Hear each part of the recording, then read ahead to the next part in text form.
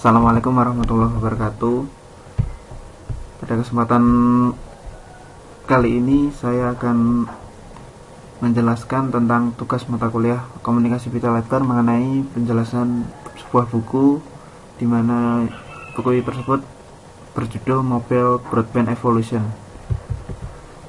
Ya, di sini akan menjelaskan tentang topik-topik di dalamnya. Yang pertama introduction, yang kedua global market trend, milestone and standardization, yang ketiga mobile data growth forecast and trend, yang keempat tentang wireless data revenue, yang kelima mobile broadband device, yang terakhir mobile broadband application. Oke, selanjutnya di sini introduction.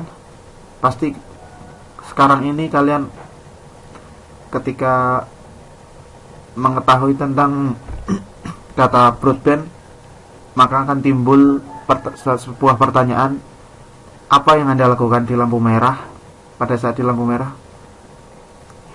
Dan jawaban yang banyak muncul adalah cek BlackBerry Messenger atau BBM, ngecek WhatsApp, ngecek Line, ngecek email, dan sebagainya, yang semuanya itu berhubungan dengan komunikasi yang nantinya bersentuhan langsung dengan broadband itu sendiri. Dari 6,8 miliar pelanggan langganan ponsel di dunia saat ini, sebanyak 2,1 miliar adalah pengguna mobile broadband. Di situ jelas seiring dengan perkembangan teknologi yang semakin tidak bisa dibendung, maka seseorang juga akan mengikutinya. Namun di situ pasti para penyedia jasa juga akan berbondong-bondong untuk menyesuaikan dengan ledakan jumlah penduduk. Ya, untuk menurut International Telecommunication Union atau ITU, jumlah langganan mobil akan meningkat menjadi 7,3 miliar pada tahun 2014. Di sini bisa dibayangkan betapa jauhnya peningkatan dari tahun 2013 yang 6,8 miliar menjadi 7,3 miliar di tahun 2014, atau dibandingkan dengan populasi global yang hanya 7 miliar. Bisa dibayangkan, populasi penduduk di dunia hanya 7 miliar, tapi pengguna layanan broadband mobile communication 7,3 miliar.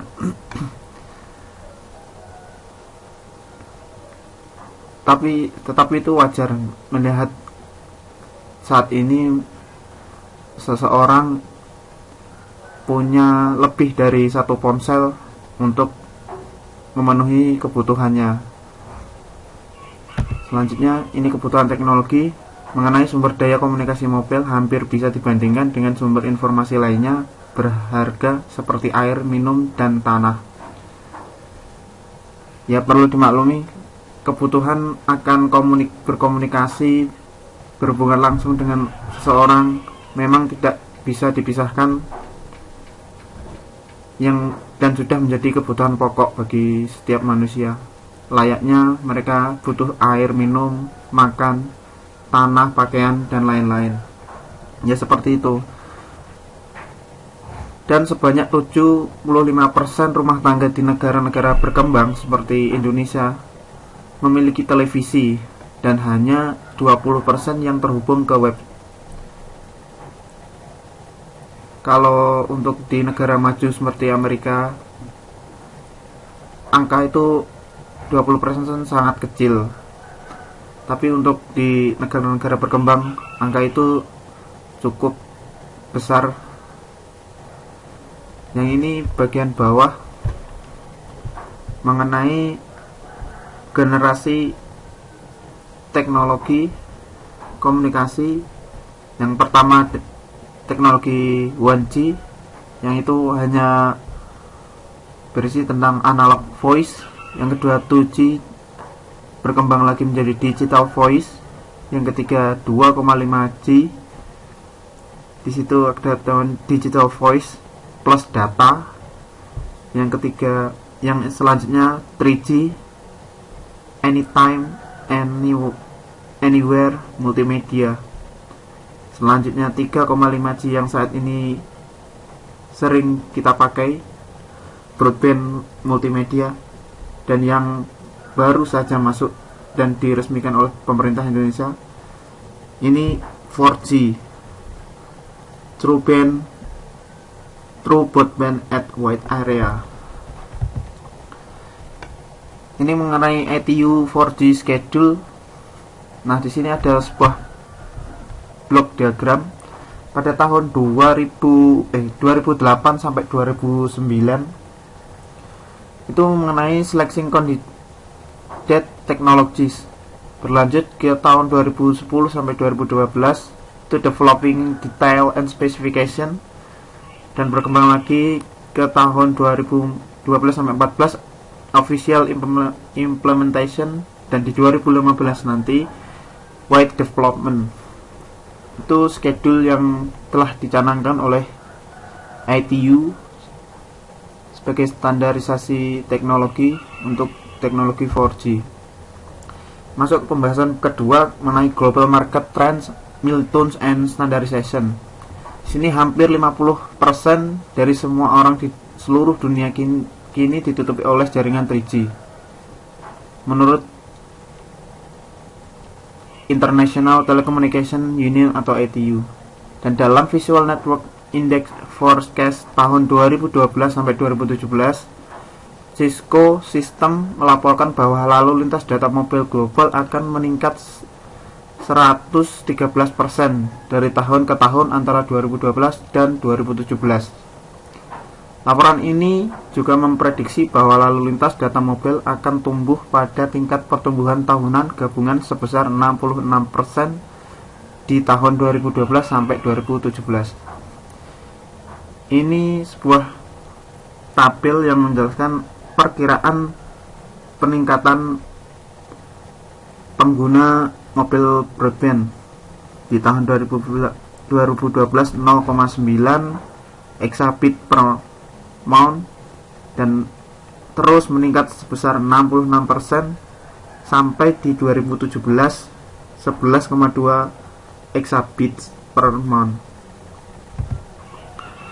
Selanjutnya, peningkatan eksponensial dalam konsumsi data yang akan didorong oleh smartphone dan tablet yang kuat yang mampu berjalan pada kecepatan rata-rata 5,244 megabits per second pada LTE dan jaringan Wi-Fi.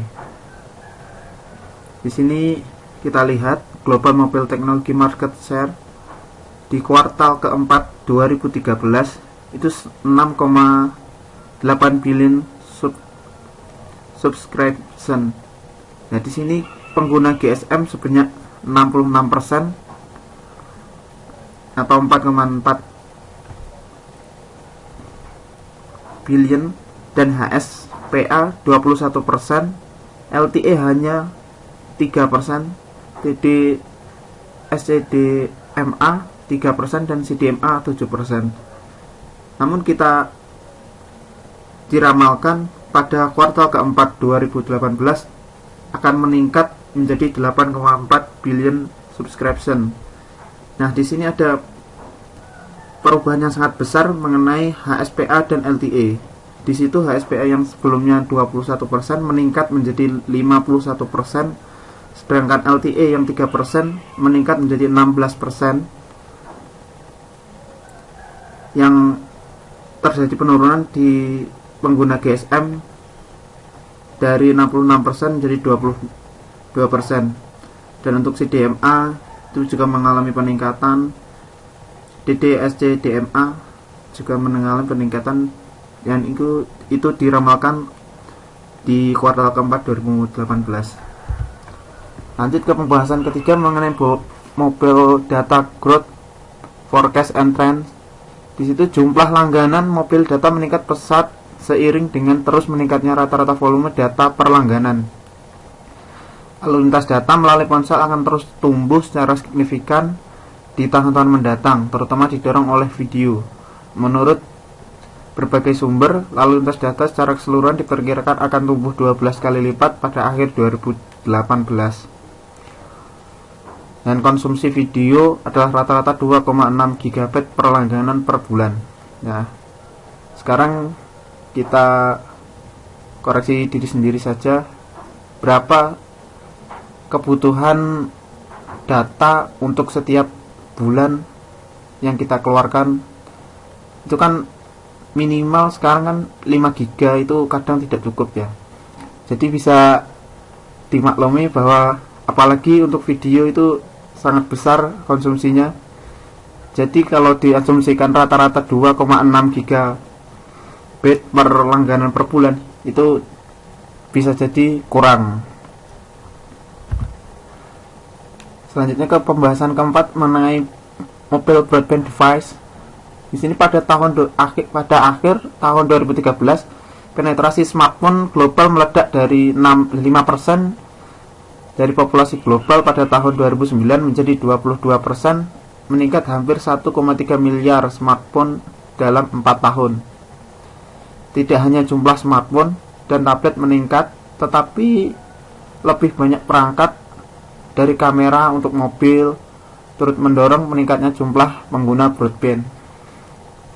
Ya, sekarang untuk pengguna broadband memang tidak hanya tablet dan smartphone, namun berbagai perangkat yang lain tuh banyak sekali yang semuanya harus terkoneksi dengan internet. Di Amerika Serikat sendiri adalah pasar terkemuka untuk HSPA Plus dan LTE mobile broadband dan berfungsi sebagai indikasi apa yang di toko untuk pasar lainnya. Produk seperti konsol game, ATM, dan sejumlah aplikasi M2M lainnya, pembaca e-book, bingkai foto digital, dan kamera yang terhubung telah menggambarkan kemungkinan dalam menciptakan kategori komputasi mobil baru untuk perusahaan dan konsumen.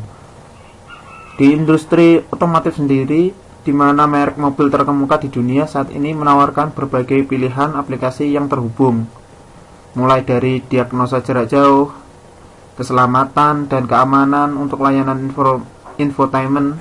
LTE bertenaga seperti streaming musik adalah contoh yang baik dari aplikasi industri vertikal masa depan dan jenis perangkat yang terhubung.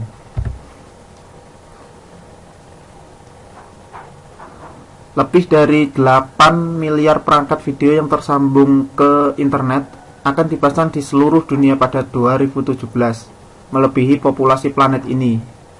Menurut perusahaan riset Broadband Technology Service (IHS), basis terpasang perangkat video enable yang terhubung ke internet kategori yang mencakup beragam produk seperti tablet, smart TV, konsol game, smartphone, terhubung set-top box, pemutar Blu-ray, dan PC akan diperluas untuk 8,2 miliar unit pada tahun 2017. Di sini kita lihat mengenai bagan. Nah, di sini pada 2017 portable device sebesar 9%. Nah, kecil ya. Yang terbesar adalah non-smartphone pengguna sebanyak 50,3, dan di pengguna smartphone 27,4%, M2M 16,5%, laptop 2,6%, tablet 2,3%. Selanjutnya di mobile broadband application, pembahasan terakhir ini kayaknya. Studi dari Internet and America Live Project Pew Research Center menggambarkan relevansi aplikasi mobil untuk keterlibatan konsumen menunjukkan 9 dari 10 orang dewasa di Amerika memiliki sebuah ponsel pada 2013. Jadi bisa dibayangkan hampir setiap orang yang lahir di sana itu sudah punya ponsel. Jadi konsumen muda antara usia 18 dan 29 bahkan lebih mungkin untuk mendownload dan menggunakan aplikasi.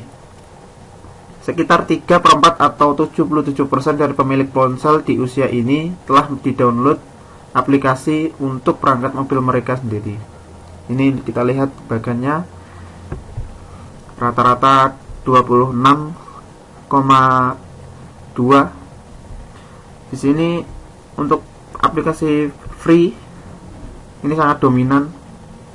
Di Korea itu 37,4 dan di Jepang 18,9. Untuk di Amerika sendiri juga cukup dominan, 25,3. Di Brazil, Meksiko, Argentina, Kanada juga sangat dominan. Jadi memang aplikasi pendukung itu juga mempengaruhi penggunaan data yang nantinya akan kita keluarkan. Dan sebagian besar konten video mereka melalui smartphone, sekitar 20%, lebih dari 15% melalui perangkat tablet, hanya di bawah 15% melalui PC, dan kurang dari 10% melalui live TV, serta kurang dari 7,5% melalui perangkat DVR. Ini kita bisa melihat file sharing. Nah, ini kan yang paling besar video, software download, dan update ini. Nah, persentasenya besar ya untuk tahun 2013, dan nantinya diprediksi 2019 akan meningkat lagi. Nah, itulah sekian dari saya presentasi tentang tugas mata kuliah komunikasi pita lebar dari saya, Muhammad Fatku Mujib. Terima kasih. Assalamualaikum warahmatullahi wabarakatuh.